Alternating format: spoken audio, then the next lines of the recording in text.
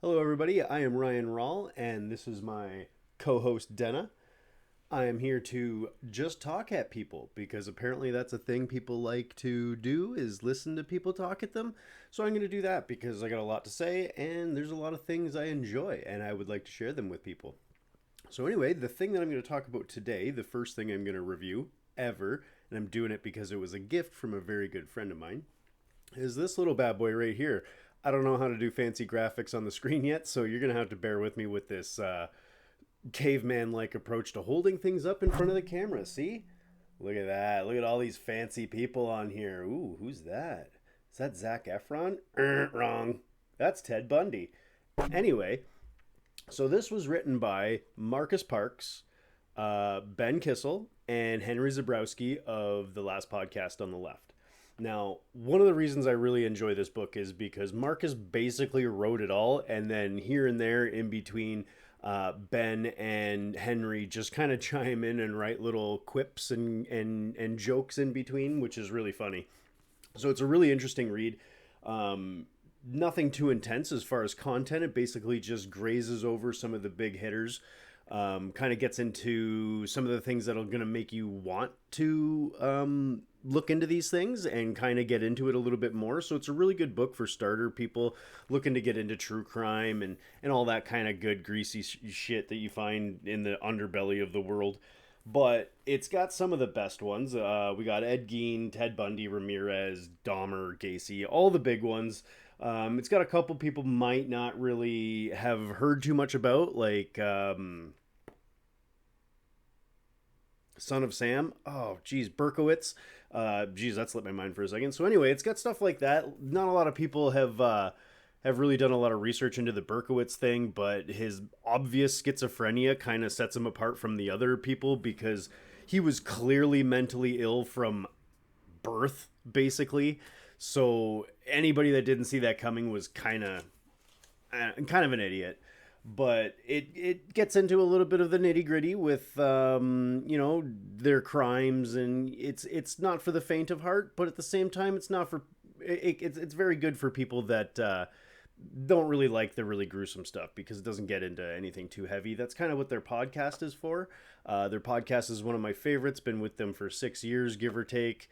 They've been on for 8 or 9 years. They've got 1,000 hours worth of content easily. So it's really interesting to get into it if you want a lot of content. You want to listen to a lot of stuff like I do. I binge things, so I listen to tons of stuff at a time. And I really get into the research while I do it. So one of the things I like about the last podcast is they do multiple episodes for the bigger ones, like Ramirez and Dahmer and stuff like that. They do multiple episodes. They really get into the beginning, the middle, and the end of the killer's life. And you kind of get an idea of what brought them to their serial killer habits and kind of shows you that, most of these people at one point in time you would have felt really, really sorry for. So it kind of gets the humanity out of them. And it shows you that, sometimes kids just go bad. Ed Gein just went bad. Ed Gein and Dahmer are prime examples of what happens when parents don't take care of their kids and traumatize them and torment them. Personally, from my research, I don't believe Dahmer would have been a serial killer if his parents were openly accepting of his LGBT lifestyle. He was a gay man and he murdered out of fear of being caught and ashamed for being gay. Same kind of thing happened with Gacy, but I kind of feel like Gacy had it in him the whole time. Like if it wasn't that kid with the knife bringing him breakfast, it would have been something else. He would have done it eventually. And I don't really think Dahmer got off on what he was doing. I think he kind of just automatically did it. Like his brain was just mush in certain parts and it convinced him to like play with the bodies because he was still just a child mentally. But ultimately, that's my own opinion and it can be debated in the comments, I guess, because comments are a thing because I'm putting this online. This is my first video ever. Don't know if I mentioned that.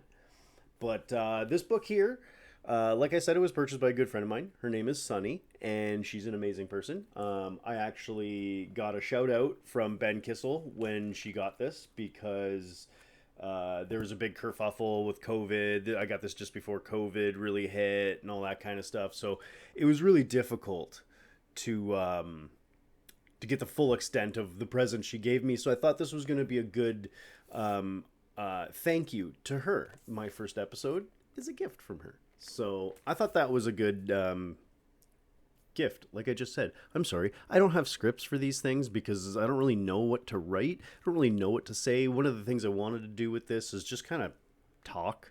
You know, like I'm always talking about something to the point where people get really mad.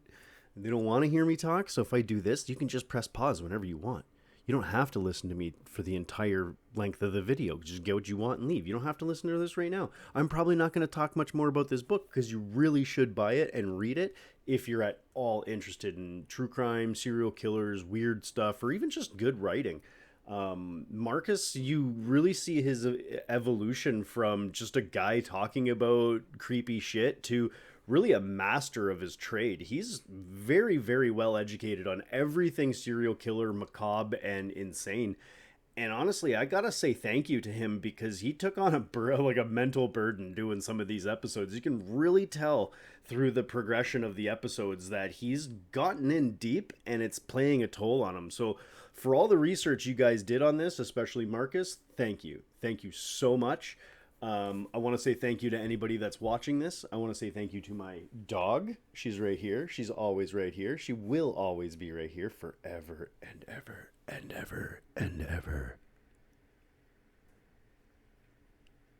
Anyway, that got creepy. So I'm going to end it there. But I really appreciate anybody that tuned in. And there'll be many more videos to come. I'm going to review lots of movies, lots of TV shows, books, games.